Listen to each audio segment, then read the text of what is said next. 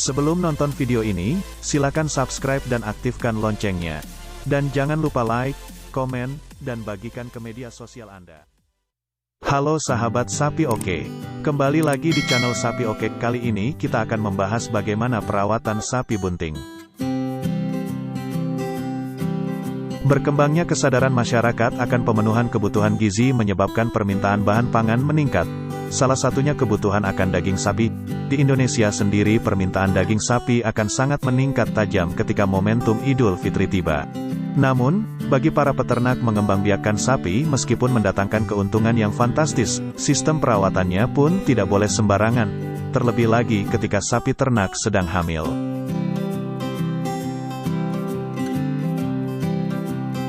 Sapi yang sedang hamil biasanya tubuhnya cenderung lemah dan rentan penyakit.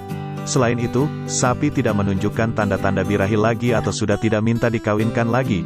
Tanda lainnya adalah sifat sapi betina yang menjadi lebih tenang, tidak suka mendekat ke pejantan serta nafsu makannya yang meningkat sehingga berat badan pun bertambah besar. Kekurangan mineral juga dapat menyebabkan defisiensi pada pedet yang dilahirkan. Oleh karena itu, untuk pencegahan bisa dilakukan vaksinasi pada induk sekitar 4-6 minggu sebelum melahirkan dan diulang kembali 1 bulan sebelum melahirkan. Pencegahan penyakit pada sapi dapat dilakukan dengan menjaga kebersihan kandang dan orang yang memelihara atau merawatnya. Kandang harus dijaga supaya tetap bersih, lantai kandang dibersihkan dengan menggunakan karbol, tetapi dijaga agar jangan sampai membahayakan sapi. Pembuangan air di dalam kandang juga harus tersalur dengan baik dan diusahakan tidak ada genangan air di dalam ataupun di sekitar kandang. Kandang yang selalu terjaga kebersihannya akan membuat sapi selalu bersih. Sapi juga sebaiknya dimandikan setiap pagi karena pada malam hari kandang tidak dibersihkan sehingga kotoran sapi yang ada pada malam hari akan menempel pada badannya saat sapi sedang tidur atau berbaring. Ada berbagai jenis penyakit yang dapat mengganggu kesehatan sapi hamil dan janin yang dikandungnya. Penularan beberapa jenis penyakit melalui viral dapat menimbulkan infeksi pada plasenta dan janin, bisa mengakibatkan pedet lahir dalam kondisi lemah atau bisa juga mengakibatkan kematian. Infeksi juga bisa terjadi pada uterus sapi dan kemudian menimbulkan infeksi pada plasenta dan janin.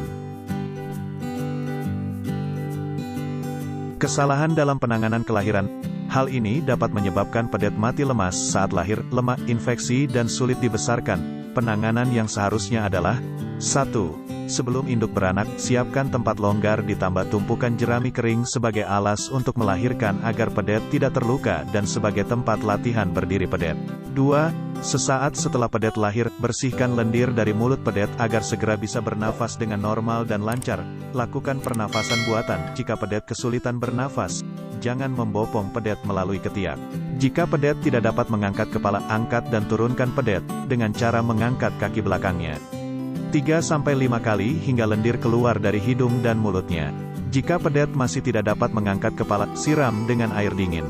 3. Potong tali pusar tanda kurang lebih 10 cm dan diolesi iodium tintur 7% sebagai antibiotik untuk mencegah infeksi lalu diikat. 4. Biarkan induk menjilati pedet selama 10-15 menit. Hal ini merangsang kontraksi rahim sehingga melancarkan pengeluaran ari-ari. Ari-ari akan keluar setelah 3-6 jam. Biarkan induk memakan bagian dari ari-ari karena merangsang untuk segera memproduksi susu bagi anaknya. Jika dalam 8-12 jam ari-ari tidak keluar, segera lapor ke petugas peternakan atau dokter hewan. Bila induk tidak mau menjilati pedetnya, gunakan kain kering untuk menyekat tubuh pedet. 5. Pisahkan segera pedet dari induknya untuk mengantisipasi penularan penyakit dari induknya. Pedet yang baru lahir mempunyai sistem kekebalan tubuh yang sangat lemah.